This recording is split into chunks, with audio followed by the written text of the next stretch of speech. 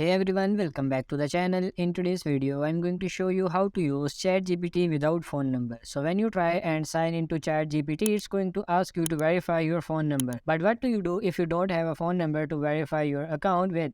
So in my opinion, you go two or maybe three ways that you can get around this. Now the first one is to get one of those pre-made SIM cards that you can get in your local shops, and you can activate it and use that number to verify ChatGPT.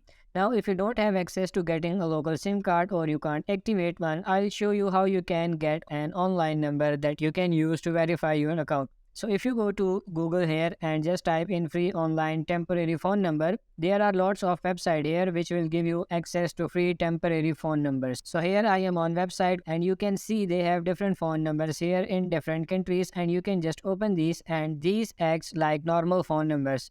So here is the first number. You can copy this, and people use these phone numbers to verify different services here. So they just use it basically for verification.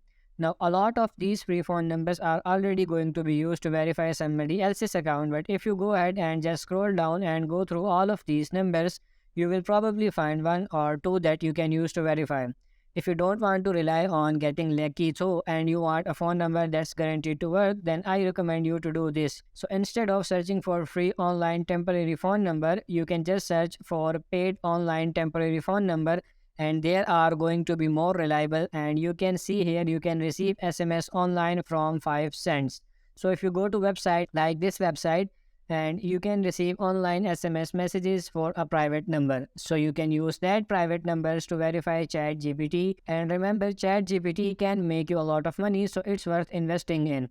So that's it for this video. I hope this video was helpful. If it is, like this video and subscribe to the channel. Thank you.